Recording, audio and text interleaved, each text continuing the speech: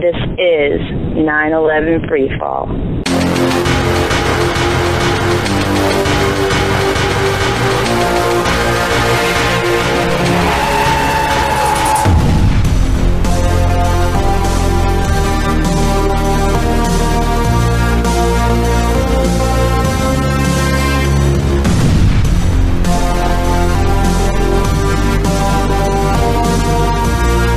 Thank you once again for joining me this week. This is Andy Steele, your host. The guest tonight is Crispin Miller. He's a professor of media studies at NYU, and we're carrying on the same theme that we started last week, speaking about the media and the media censorship of issues like the 9/11 controlled demolition evidence.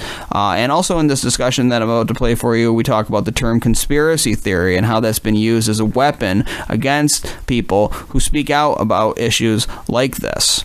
This is another long interview, so I'm going to be playing that for you in just a few seconds. Before I do play that for you, we're going to do what we do every week. We're going to take 10 seconds of silence to remember the victims of 9/11 and their families and all the people who died in the wars that followed 9/11. We'll do that starting now.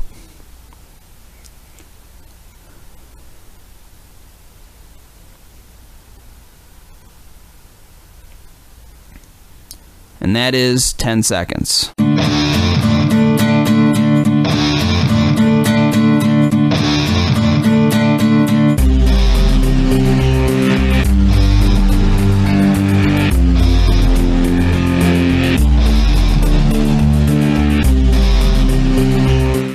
Crispin Miller is a professor of media studies at New York University. He's the author of several books, including Fooled Again, How the Right Stole the 2004 Elections, Boxed In, The Culture of TV, Seeing Through the Movies, and Mad Scientists, a study of war propaganda. He was one of the speakers at AE 9/11 Truth Symposium in New York just a few weeks ago. Professor, welcome to 9/11 Freefall. Great to be here, thanks. You can just call me Mark. Okay. Now, I gave a very short synopsis, so feel free to fill in anything that I may have left out about your career and just your expertise on the topics we'll be talking about today. Yeah, well, Mad Scientists is actually a book that's in the works. It's not published. But, and there are other books that have been published, but rather than, rattle on in that vein, I guess I'd rather talk about the relationship between my previous work and my interest in 9/11, because that's your topic, and I think that's what your listeners want to hear us discuss. I did indeed write a book called Fooled Again that dealt with the theft of the 2004 election. And when 9/11 happened, and I live quite close to Ground Zero, like maybe a mile away, I was even then very concerned about the viability of America's election system. Even though I didn't write a book on the subject until after the theft of the next election, I was still trying to recover from the theft of the previous election by Bush Cheney in 2000. Because I was so heavily involved in trying to get some truth about our elections, I kind of resisted throwing myself into questions about 9/11 just because I didn't have enough bandwidth to do it, if you know what I mean. Friends of mine would talk about it, and I didn't really want to go there because I suspected that if I did, my head might explode. You know what I mean? With all that I was doing to try to call attention to the fact that an election system based on computerized voting and dominated by private companies with very far right-wing ownership and management, it was all I could do to, pay due attention to that.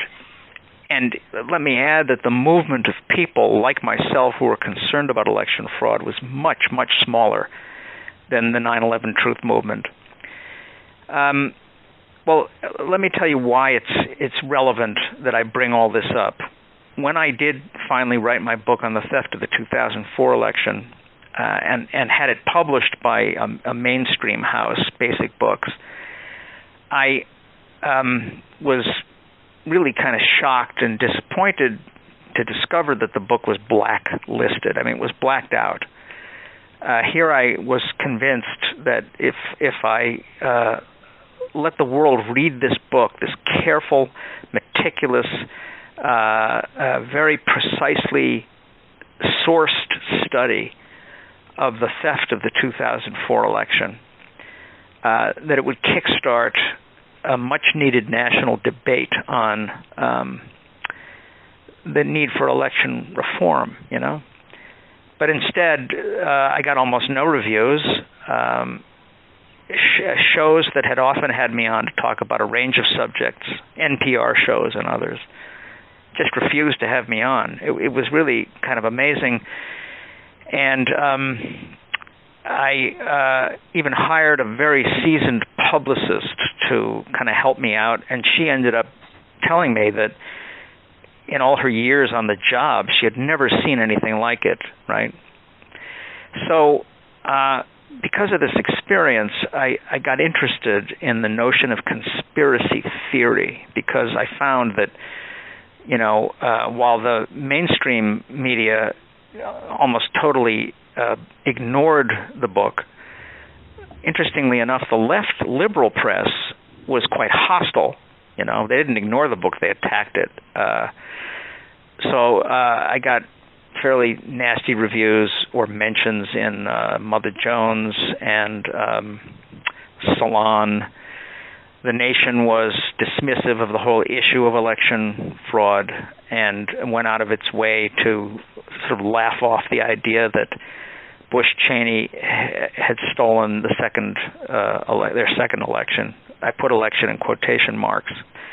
But the epithet that I encountered again and again was a conspiracy theory, and the 9/11 Truth Movement has also been dismissed in that way. And I was struck increasingly by the fact that both my work and the work of others on election fraud and 9/11 Truth were all subjected to the same rhetorical attack, conspiracy theory. So I started to research that. I started to look into the history of that move.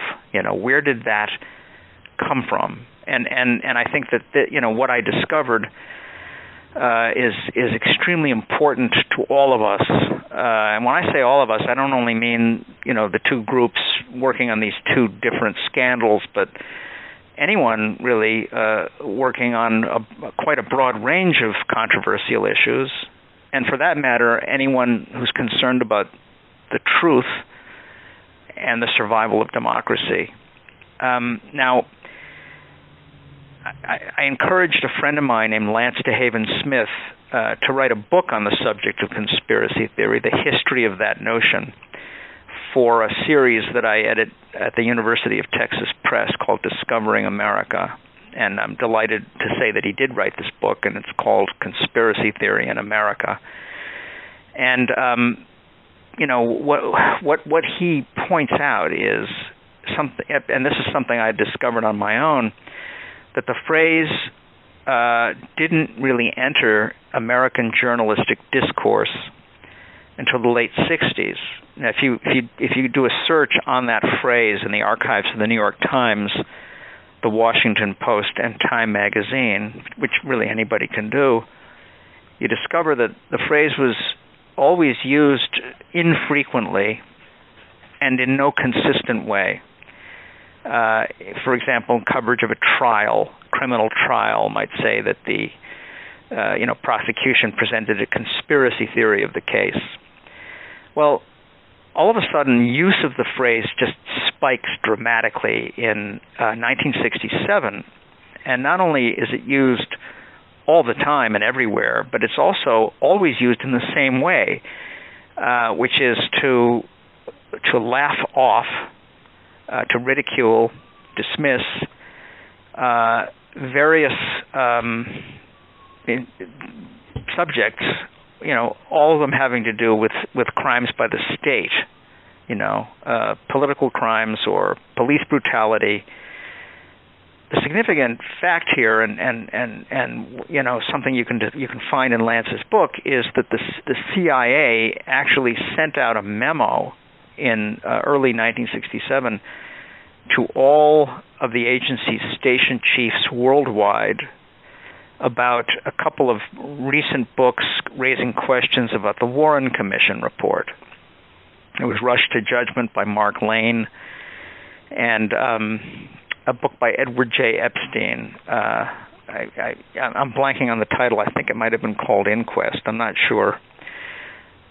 Very different books politically. Epstein sort of flogged the notion that Castro was behind the assassination, and Mark Lane's book was, much more left-wing and, I think closer to the mark, because it was raising questions about the possibility that elements within the government had been involved in the assassination. It doesn't really matter what the books were or what they said. What does matter is the fact that the CIA actually went to the trouble of urging all of its station chiefs to use their propaganda assets and friends in the media, that's a quote from the memo, to discredit the work of these conspiracy theorists by using the following 5 arguments. And then the memo goes into these 5 arguments.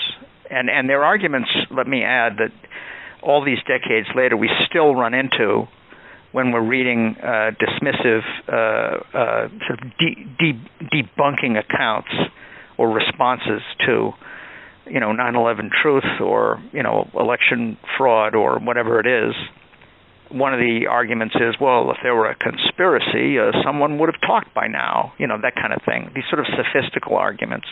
The memo lays them out and actually, urges these negative reviews clearly with the intention of discouraging people from reading these books. I mean, there was an attempt here basically to kill the books, indirectly or covertly. So that suggestion, that campaign, I should say, against those particular books, the effort to get reviewers all over the place to dismiss these books on the Kennedy assassination or on the Warren Commission report, that marked the beginning of what I consider to be the most successful propaganda drive in American history. Arguably one of the most successful propaganda drives in human history. Because today we have all long since internalized this notion that if we suspect some kind of conspiracy by the state, by our state, I should say, or American corporations, there's something batty about it. There's something crazy. I don't know how many times you've heard people say, well, I'm not a conspiracy theorist, but, right? And then they offer some perfectly reasonable speculation, Lance points out in his book, Conspiracy Theory in America, that this propaganda effort actually succeeded in changing the American temperament, because, as he points out, suspicion of elite conspiracy against the rest of us, suspicion that elites are planning to impoverish us and or enslave us, that suspicion is really as American as apple pie. I mean, all you have to do is read the Declaration of Independence, which today, if something analogous were written, it would be dismissed as a conspiracy theory. But, throughout the 19th century and into the 20th, there was nothing, you didn't have to apologize. People didn't feel they had to be embarrassed about suspecting that elites were up to no good. But by now, the epithet having been used to discredit, a broad range of subjects, and they include, along with 9/11 and election fraud, Iran-Contra and the Kennedy assassinations, both of them, and the King assassination, and to the CIA's drug running in the inner cities, even down to such trivial things as the time that George W. Bush was visibly wearing a kind of receiver under his suit coat during a debate with John Kerry. I don't know if you remember this, but he had an earpiece on, and there was a big oblong bump on the back of his left shoulder. And at one point, he barked something that had nothing to do with anything that was actually being said to him audibly. And the New York Times actually reporters for the Times wrote an article about this thing and quoted an expert on that kind of communication, confirming that Bush was clearly wired to be given help during the debate through an earpiece. The Times killed the article before the election. Okay, lest I ramble, let me simply say that there's a broad range of subjects that have been rendered taboo by the use of this propaganda tactic, and it really has had disastrous consequences, because I don't think that any democracy can survive if its citizens actually hold such a sentimental view of their own government that they dare not even imagine, much less discuss, the possibility that that government has made moves against their freedom, against their rights.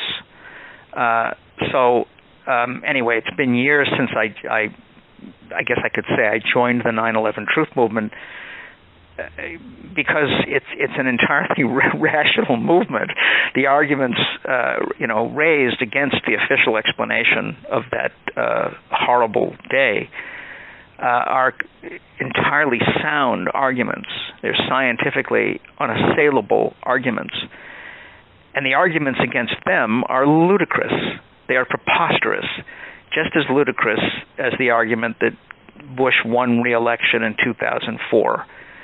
Just as ludicrous as the argument that Lee Harvey Oswald fired the shots that killed JFK. Just as ludicrous as the argument that Sirhan killed Bobby Kennedy.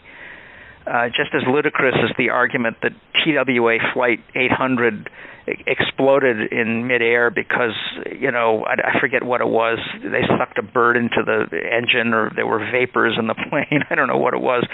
But the point is that when we're talking about 9/11 truth, and when we're talking about election fraud in the United States, these are not just political questions. These are also profound civic and epistemological questions, because they have to do with whether or not we can be rational and logical in discussing these traumatic events, or whether we will simply believe absurdities simply because of the say-so of authority. And that's, I think that's the key issue here. That's very interesting that conspiracy theory was a term that started to get used after the 60s. And actually, and I've told this audience before, one of the best things you can do for yourself if you have the kind of a job where you can do this, like a truck driver or a janitor or something, is get MP3s of books from LibriVox.org. And they're all books in the public domain, which means that they're going to be pretty old. And they're from the 1800s. And if you listen to history, just world history, as it was written out in the 1800s, it is full of conspiracy, going back as far as ancient times, ancient Athens, people who took power through false flags, attacking themselves, and used it to justify war against other empires. I mean, this is a normal thing in history, and to suspect a conspiracy and to look into the potential presence of one in world events was not that crazy up until basically we had a CIA. Well, the CIA is itself a conspiratorial organization. I mean, it was conceived and formed on a conspiratorial model.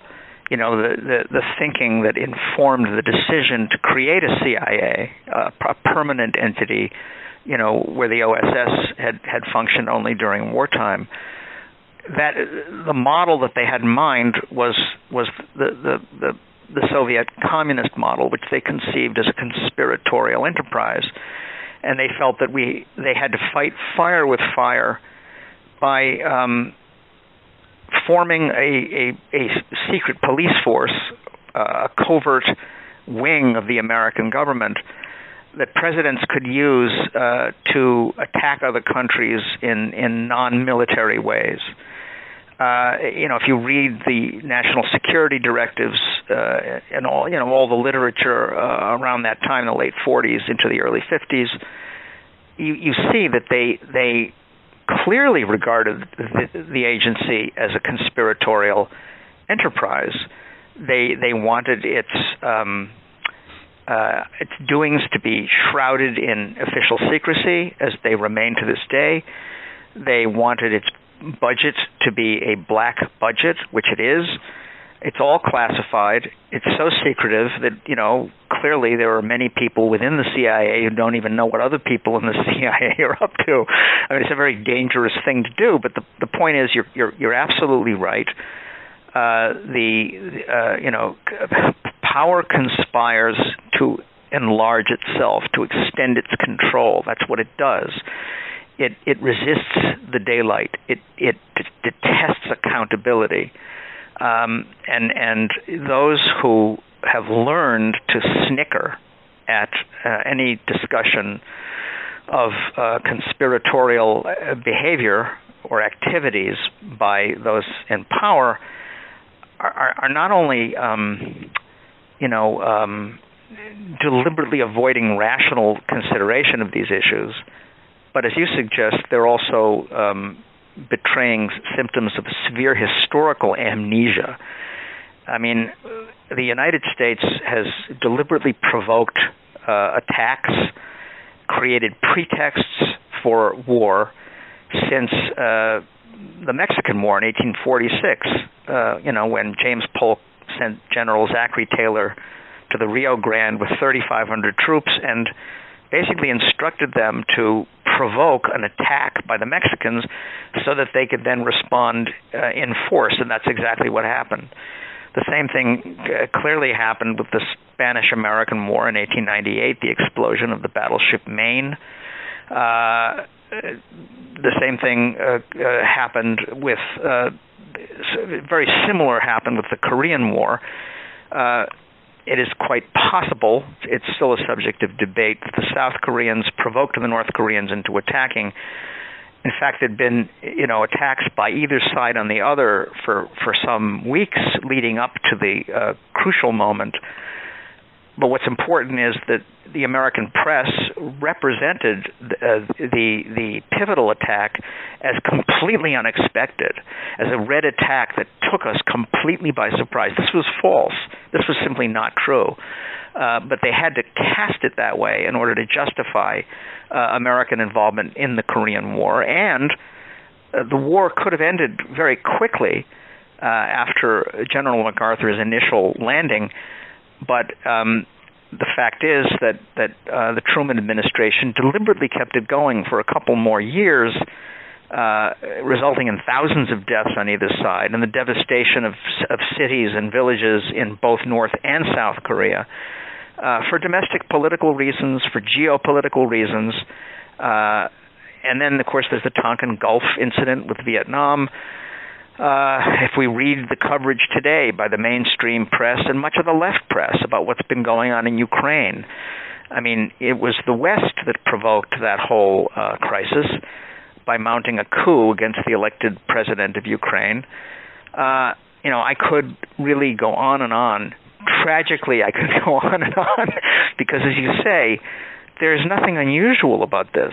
It's for a state based so profoundly, whose economy is based so completely on war, especially since 9/11, right?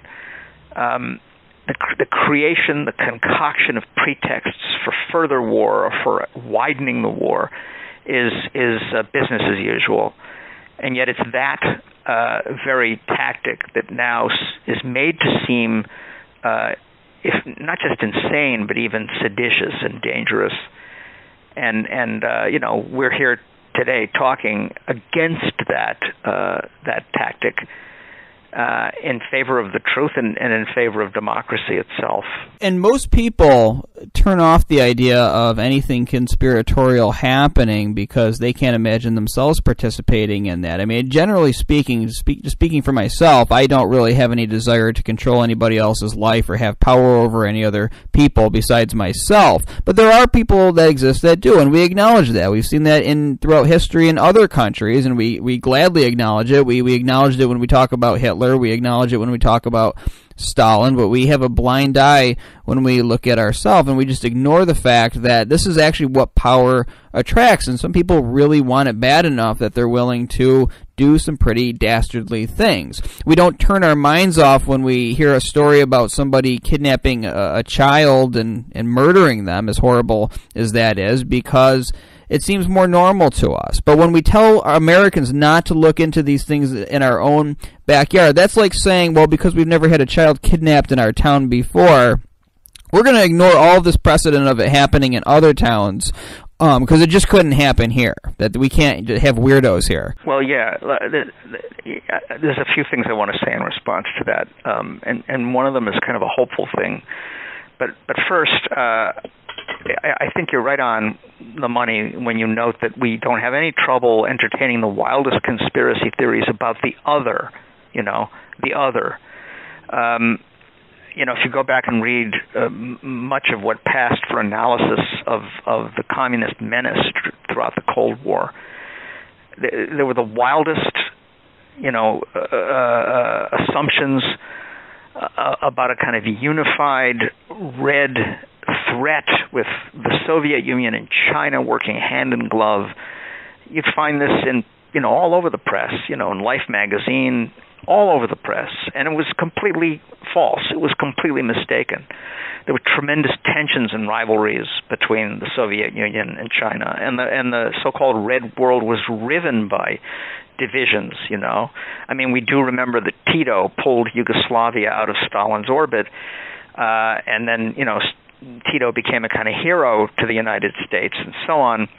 But the point is that we don't have any trouble imagining the most lurid kind of conspiratorial activity when it comes to, it was the communists some years ago, and now it's the terrorists, Now, I mean, the idea that Saddam Hussein would have been working with Islamist terrorists was preposterous. It was ludicrous. It was based on nothing but fantasy or cynical lies. But, those were conspiracy theories. And indeed, the official explanation of 9/11 is a conspiracy theory, and it's a preposterous one. Your listeners have heard this point many, many times, but the idea that a seriously ill Osama bin Laden living in a cave somewhere in Afghanistan could actually orchestrate such a successful hijacking by a bunch of guys who had no flight experience to speak of, and foil our entire air defense system. I mean, that's a ridiculous idea. It's just laughable. And yet somehow we have to, accept it with great solemnity and nod our heads in agreement, while, those who've actually studied the evidence, people with scientific backgrounds and engineering backgrounds, studied the evidence and raised sensible questions and objections, they're dismissed as insane, right? So there is this sort of blind, you put it, as you put it, a blind spot. We can't see how these things can go on our side.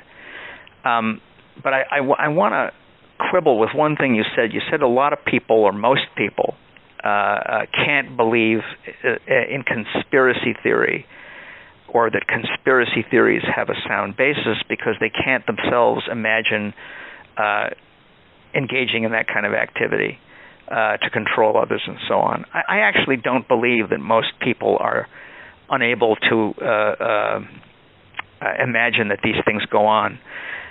I think that most people are afraid to say out loud that they have these thoughts, right? Hence the tendency to apologize for it in advance and say, I'm not a conspiracy theorist, but if we take a look at quite a number of really popular TV shows, shows that I think are kind of peculiar to the present moment. I think they're definitely post 9/11 productions, because in show after show after show, you have conspiracies going on, elite conspiracies going on, one kind or another. Conspiracies that are so successful that only a very few people can see what's going on, and those people are doomed not to be believed. I mean, they're a little bit like 9/11 truthers. But a show like Scandal, which has actually used the theft of an election through computerized means as a major plot point, and also deals with programmed assassins and highly secret government organizations. And it's not a crazy show. It's a very good show. House of Cards. There's a conspiracy managed by the main character in House of Cards, and one lone journalist, tragically, named Lucas Goodwin, can see through it and ends up in federal prison because he understands the truth and has tried to expose it. The name Goodwin is obviously ironic because good is not winning. Breaking Bad is about, a monstrous conspiracy by the main character, and the one guy who sees through it, his brother-in-law, the DIA agent, is absolutely helpless to do anything about it because he can't prove it. A show like Lost, has, a diverted airliner full of corpses, is an element in its plot that's clearly influenced by 9/11. True Detective. It's really remarkable once you step back and look at all the shows that actually, take a kind of conspiratorial view of American power. Clearly, these shows are popular because they speak to something that people can relate to. I mean, what I'm trying to say is they offer a picture of the world that people can accept. So that doesn't necessarily mean that they will consciously buy into 9/11 truth, but it does mean that somewhere in their minds they are able to accept this notion that it's not like Mission Impossible, where the covert actors in our system are all benign and working to protect us and so on. It's a little bit like Oliver Stone's JFK, which came out in the early 90s. And that movie's got a lot of defects, and it's overstated and so on. I think that's my take on it. But it was a huge success, and it did succeed. It did a very good thing by getting people to understand that the official explanation of that assassination was very weak. And it was so compelling that it actually led indirectly to Congress passing a law requiring the CIA to release all of its documents on that assassination by a certain year, a year that's passed us, by the way, and the CIA has yet to release those documents.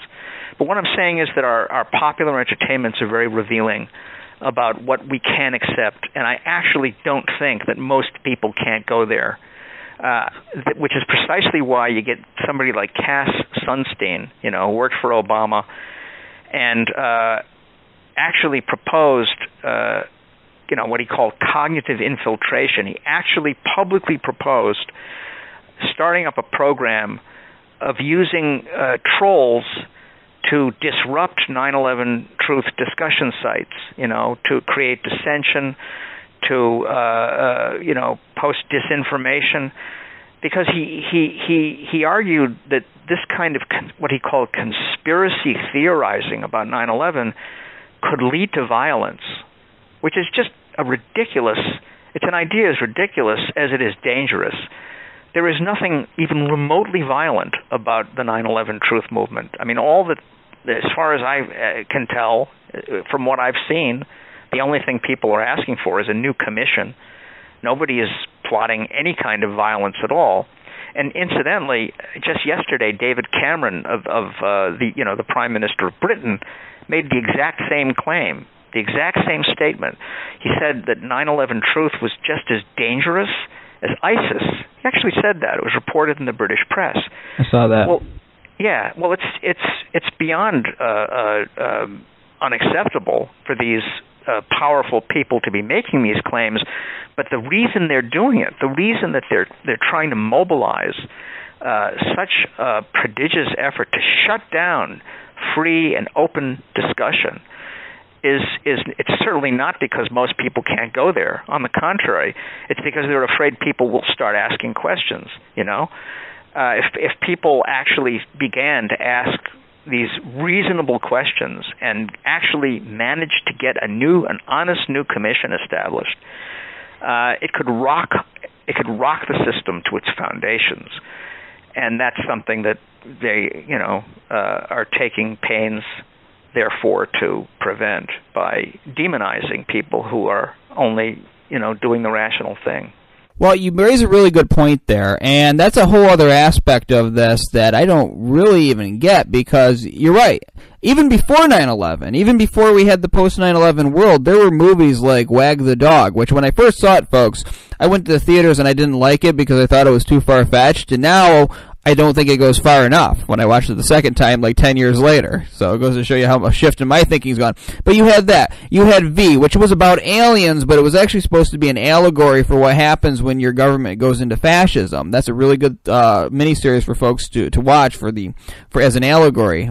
So check that out somewhere on the internet. But you had these movies. You had this in the consciousness, JFK, as you mentioned. And so what I don't understand, and maybe you can provide some insight into this, is we've got an entire generation's brought up realizing that these things go on, having it put into our minds and understanding that this is how the world works, and then they grow up and they become reporters, they become hosts of TV shows, and the minute somebody calls in and brings up 9/11 and talks about hard facts, they dismiss them as a conspiracy theorist, even though they know this stuff goes on. And so I'd like to know from your own research, how much of this is peer pressure and concern about career versus actual government involvement in our media? What's going on behind the scenes there?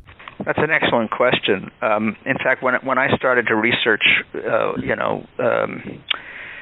when I started to look into what had happened to me, with my attempt to start a public discussion of our election system, I began to look directly at the CIA's involvement with the media. I mean, we could devote a whole separate discussion to this, and maybe we can one of these days. But that subject actually came up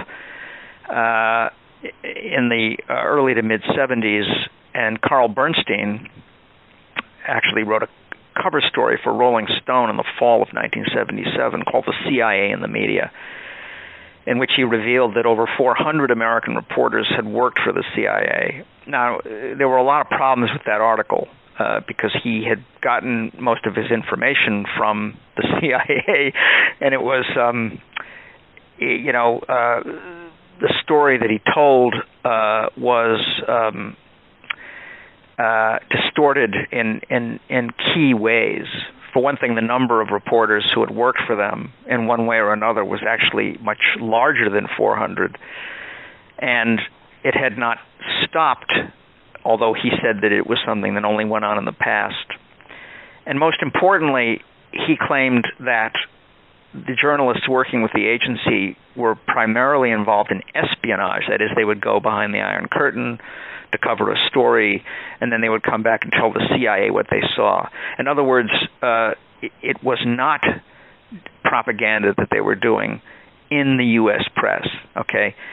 Nevertheless, even though there were grave defects in Carl Bernstein's story, serious limitations and distortions, the fact that the CIA had any involvement with the press was his subject, and it was on the cover of Rolling Stone.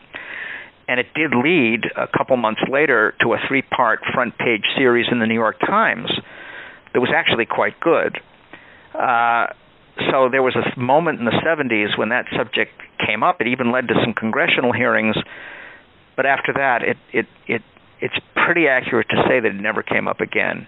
And the reason it didn't come up again was not because the CIA had stopped doing it. On the contrary, I think that it never came up again because the CIA's involvement in the press was so extensive that it couldn't come up anymore. Okay? Now, that's half of an answer to your question. I do believe that the CIA has a tremendous amount of influence on the press, which it exerts indirectly. And Bernstein's article, which you can find online, helps us to see how that worked. I should say how that has worked. But that may be too conspiratorial or too simplistically conspiratorial an explanation, because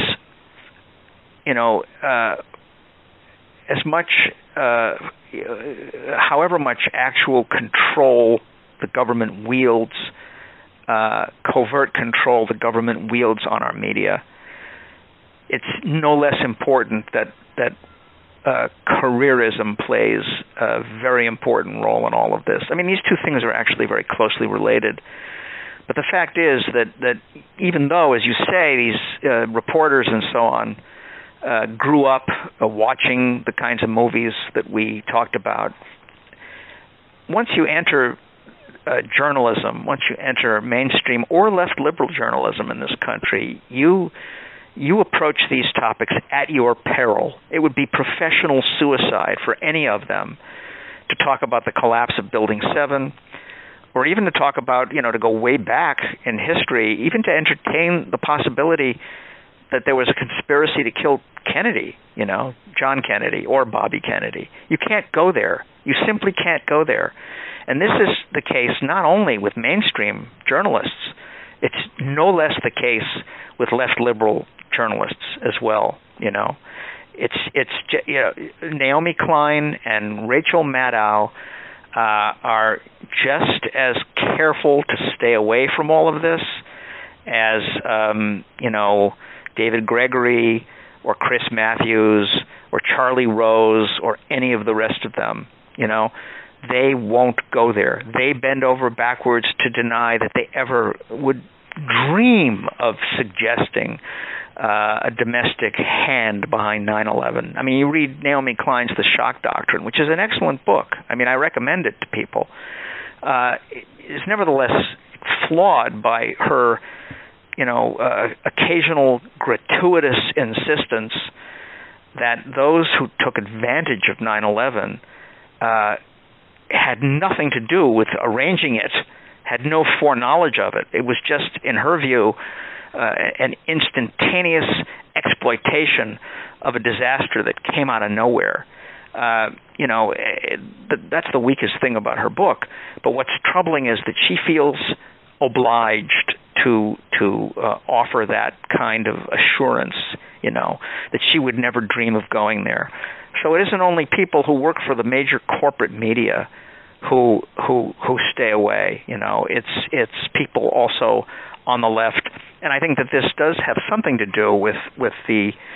And this is a huge, complicated subject, but I believe that here in the United States, just as in countries all over the world, the CIA has been quite careful to cultivate the left press, especially since the 70s, starting in the 70s, precisely because back then magazines like the New York Review of Books and The Nation and Mother Jones and the rest would actually run articles highly critical of the Central Intelligence Agency and its covert doings.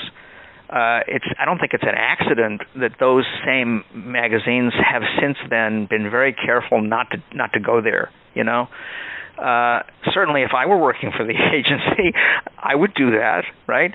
I would do my best to kind of defang that hound dog, And I think it's happened here, and it's had a tremendously destructive effect on our media, left and mainstream, because there are so many aspects of so many crises facing us today that the press won't talk about.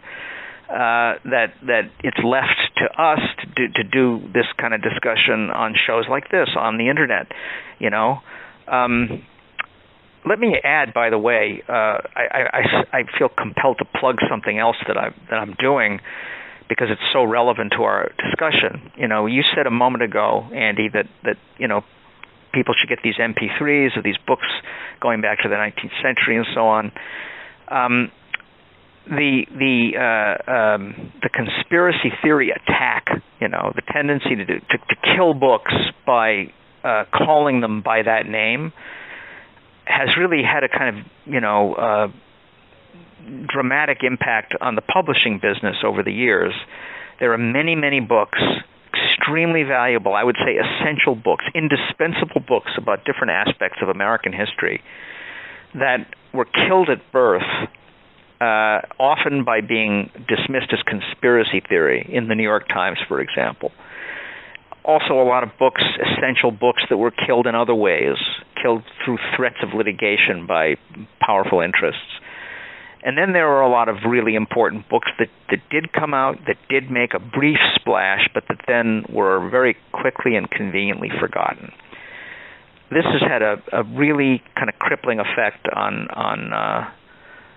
the American consciousness, because when those books vanish, they also tend not to be taught in schools, in high schools, and even more worryingly in universities.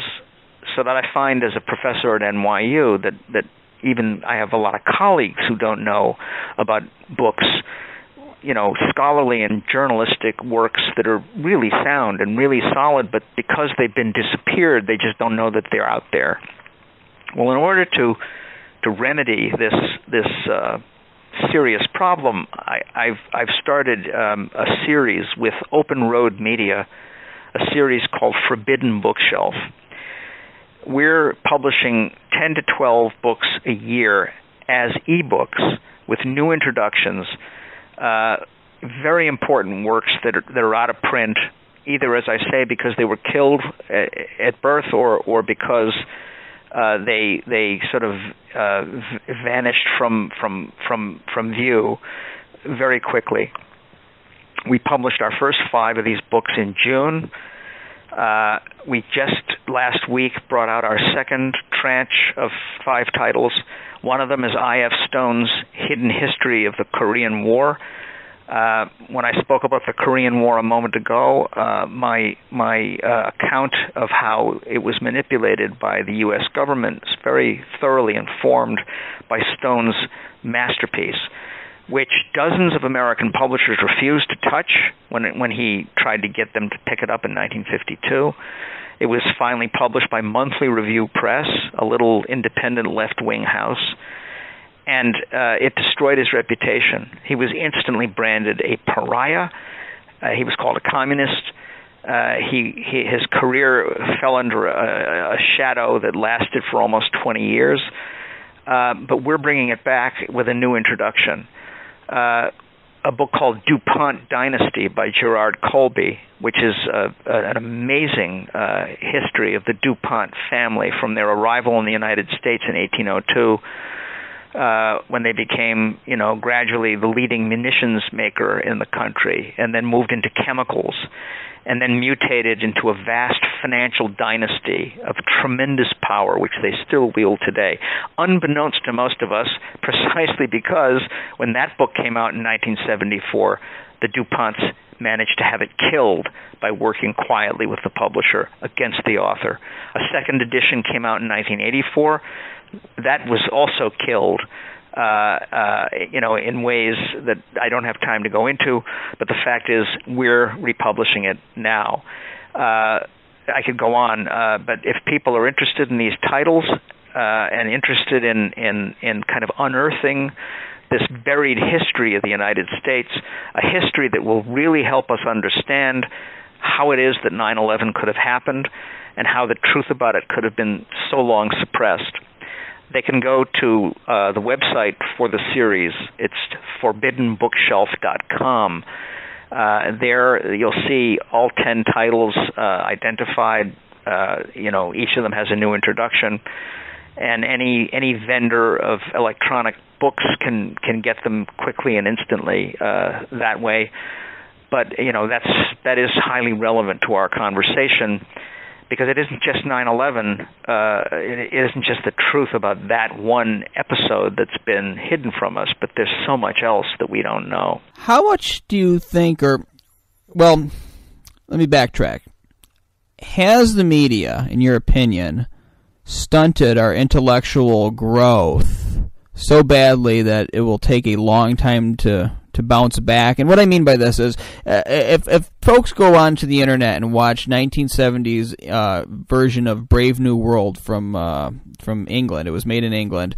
If you can put aside the fact that the background looks like a high school play set, and the costumes are a little cheesy, it's actually a very good interpretation of that book. And there's a scene in it when the main character, who's known as the Savage because he was raised outside the society, so he's into some very deep stuff, and the people, he's speaking to a woman who's from the populace of the society, and the people have been programmed to not take anything seriously, really, to have any real deep thoughts about anything. And so when he's talking to her about Shakespeare and all this deep intellectual stuff, she kind of looks at him very confused. And I bring this up because now when you talk about 9/11, physics, common sense, proof of controlled demolition, people look at you like you're a funny picture on the wall, like it's a big joke. And I see that as a result of our intellectual stunting by the media, by television. And it's very apparent when you see it.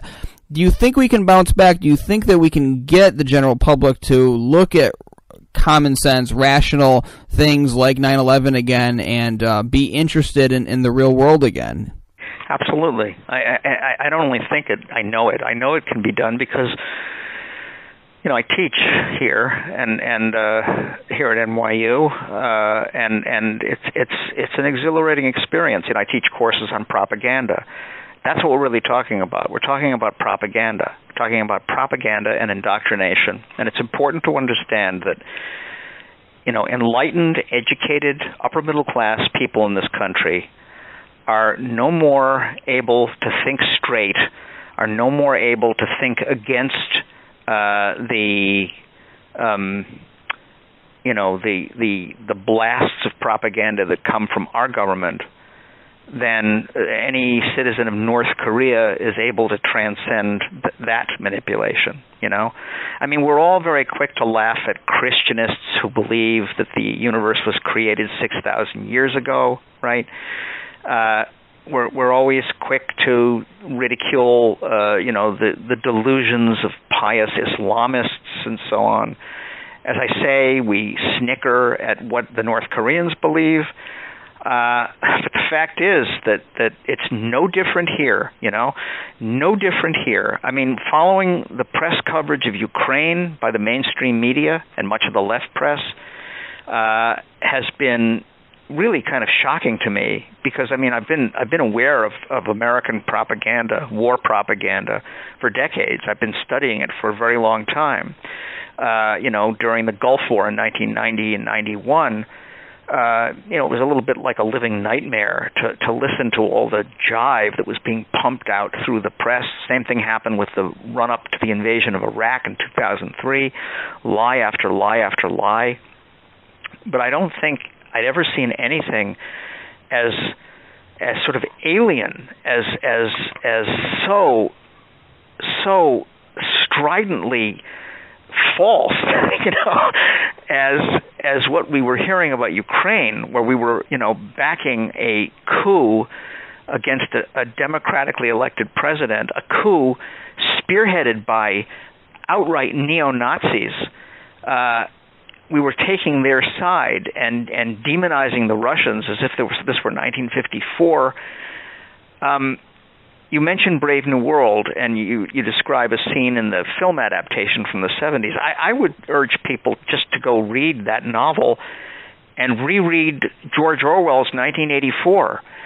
And instead of regarding it as a kind of allegory about the menace of Soviet power, which is the way that it was propagandistically publicized when it came out in 1950, I think people should read it as a pretty direct reflection of what we're living with now. Even though life is a lot more fun than it is in Orwell's novel, there are many more creature comforts, and there's a lot more great entertainment, and a lot more sex and so on. Nevertheless, these sort of terrifying portrayals of whole populations completely addled by the state, they're not at all different, really, in quality from what we have in this system. But to answer your question, yes, we can overcome it just through rational discourse, through education. I don't lecture my students. I don't hector them. I don't preach to them. We simply study the evidence. We simply look at the press coverage of one story after another. Then we look at the way other media systems cover it. We look at the way independent experts analyze the information. We look at the information that the mainstream accounts deliberately leave out. Any rational person can be saved, can be reacquainted with the ability to think. Because, frankly, in most cases, when people are misled by propaganda, it's not because they've really focused tightly and closely on every word that's broadcast to them. Really, they're not paying attention. They're not really listening. They're kind of half listening. Most people half listen to what they take in. And then, they're not entirely sure, but they kind of think they heard something. Didn't I hear something about this? People often say that. Didn't I hear that Building 7 collapsed, but it was because of office fires? Didn't I hear that, right? You get them to focus directly on it, Don't trust things that you kind of half heard, that kind of floated sideways into your mind. But look directly at it and think about it and study it and listen to what people are saying and rise above the very, very easy tendency to just kind of snicker at things along with everybody else. Once people do that, unless they have some kind of personal stake in keeping the lies going, like those guys at Popular Mechanics, right? They're able to rise above it. That's that assumption, that belief, that faith that I just articulated was the driving assumption behind our press policy in the 18th century. The creation of a free press, the drafting of a First Amendment, the creation of a postal system that would make it possible to distribute as many different kinds of newspapers throughout this young nation as possible. All of that was based on the assumption that people can come to rational conclusions and actually manage to resist their own government if it should become dangerous. That's what Jefferson and Madison and the rest of them were really talking about. And I think that what they thought then about the need for a free press to help a free republic, prevent its own government from becoming corrupt and too powerful, that argument is just as relevant today as it was then. And I certainly do not think that this kind of delusion that we're talking about is in any way permanent or unalterable. Otherwise I wouldn't be here talking to you. What would be the point, right? I'd do something that could make me some money, Well, we're going to have to leave it there, and I like that we leave it there on that hopeful note. I'm hopeful. That's why I'm still at this. This hour has gone by fast. It always does when we get the discussions going, and what you're talking about is right up my alley, and I think it's a discussion that we need to keep on having, because once we get the media to acknowledge things like the controlled demolition evidence, then that is the first step towards improving our situation here in the United States and in the world. Mark Crispin Miller, thank you for coming on 9/11 Freefall. It was great to be with you, Andy. Thank you. Remember, you can hear this program every Thursday night on No Lies Radio at 10 o'clock Eastern, 7 o'clock Pacific.